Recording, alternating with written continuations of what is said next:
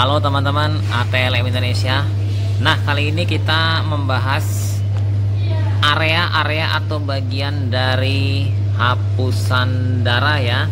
Yang mana kita bisa melihat ya di sini teman-teman, saya tunjuknya dengan pulpen ya. Ini adalah area kepala, ini area badan, dan ini adalah area ideal, dan ini adalah ekor ya. Seperti halnya di sini kepala, badan, area ideal, dan di sini ekor. Ini untuk duanya ya. Sementara ini bagian kepala, badan, ini ideal, dan ekor. Kita tahu ya di sini teman-teman, pembagiannya ini pada prinsip sebenarnya terbagi menjadi 3 bagian, yang mana kepala itu untuk hapusan darah biasanya selnya kecil-kecil, menumpuk eritrositnya, begitu juga leukositnya, sehingga secara morfologi dia terlihat lebih kecil, menumpuk, dan sulit dibedakan. Nah, pada saat kita melakukan pemeriksaan DIFCON atau melihat morfologi eritrosit, ini tidak representatif ya teman-teman.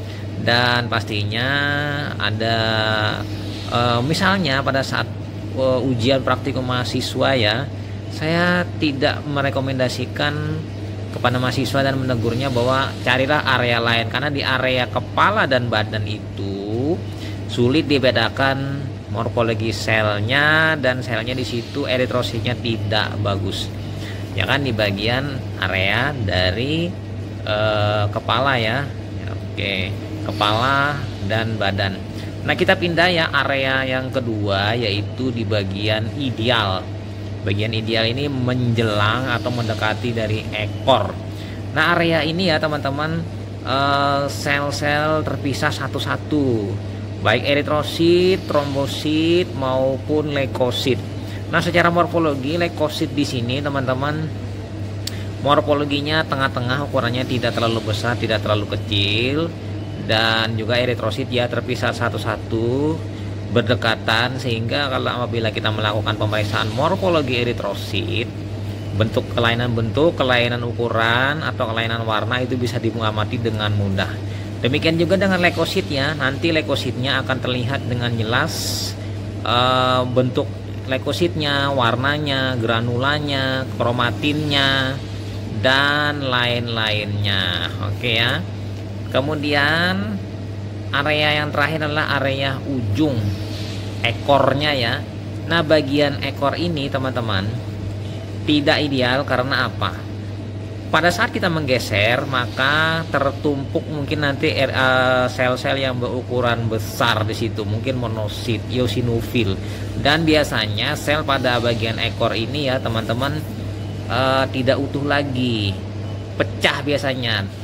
Eosinofil mungkin akan ditemukan terhambur nanti granulanya di luar, dan mungkin morfologi eritrositnya seperti ubin ya, bentuknya segi 6 atau kotak-kotak seperti itu ya, bukan lagi bulat. Jadi tidak bisa digunakan untuk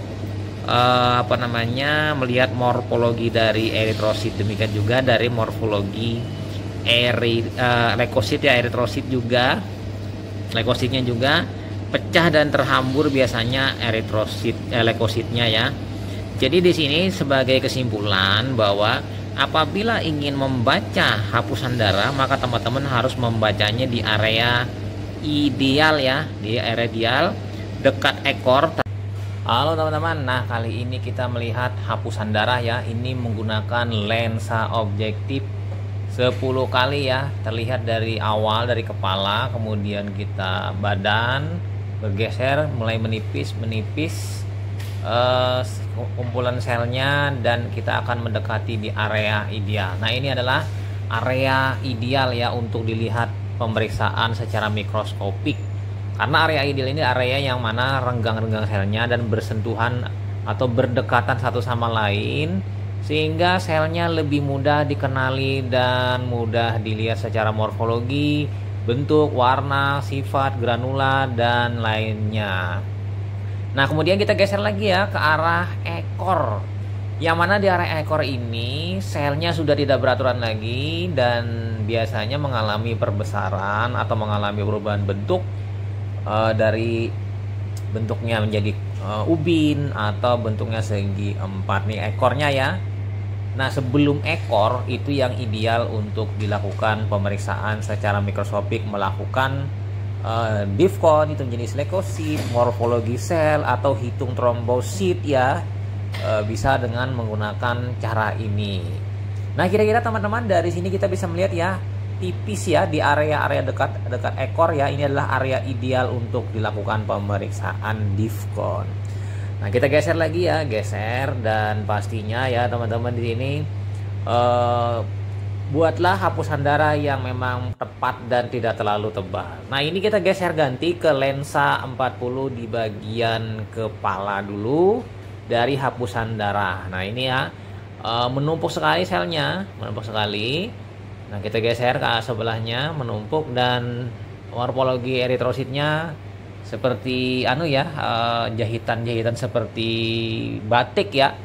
Nah, kita geser ke cari yang lebih tipis. Ini adalah bagian badan. Setelah kita masuk di bagian kurang lebih sepertiga dari hapusan darah, kita geser lagi nanti berada di setengahnya. Lalu kita geser lagi nanti ke arah yang lebih tipis. Ini terlihat lumayan memulai menipis, walaupun tidak signifikan telah tipis, tapi perlahan-lahan hapusannya akan, apabila kita sudah mendekati di area ideal, dari ini kan badan ke arah area ideal, maka selnya tidak lagi menumpuk. Nah, ini sudah mulai terpisah ya, atau satu-satu eritrositnya, leukositnya. Nah, mungkin nanti kita, supaya lebih jelasnya, nanti kita zoom ya hasilnya ini bagaimana hasilnya. Ini kan di area ideal. Nah, ini area yang mendekati sudah area ekor ya, ini masih ideal. Nah, mengapa di area ekor tidak bagus? Nah, seperti ini gambarannya ekor. Selnya tidak merata pembagiannya, ada yang menggumpal, ada yang berkotak-kotak, dan situ ada menumpuk leukosit. Ini menumpuk sekali leukositnya ya. Nah, itu kendalanya kenapa tidak boleh membaca di ekor. Dan di ekor itu biasanya leukositnya banyak yang sudah pecah, rusak, gula-gulanya terhambur, atau sitoplasmanya yang pecah. Intinya juga tidak seperti yang inti yang utuh ya.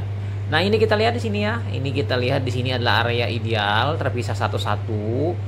Eritrositnya tampak jelas, walaupun ini pakai lensa 40 ya. Nanti kalau kita pakai lensa 100 maka itu akan lebih bagus lagi.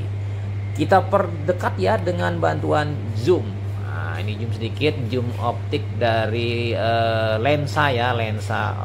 Oke, itu saja ya teman-teman. Sampai jumpa. Kita lihat lagi, geser. Nah, ini lebih bagus lagi. Saya perbesar ya zoomnya dari layar handphone. Nah, ini terlihat. Nah, lebih dekat lagi. Nah, dengan demikian kita bisa melihat di sini leukositnya, morfologinya dengan mudah, karena di sini areanya terpisah antara sel satu dengan sel yang lain. Ini adalah area ideal untuk melihat atau membaca hitung jenis leukosit ya. Bisa dilakukan di lensa 40 walaupun kurang representatif. Yang bagusnya itu di lensa 100 kali ya, karena di lensa 100 kali selnya lebih dekat, selnya lebih besar, dan selnya lebih detail dilihat dengan ketajaman lensa dengan bantuan dari oil emersi.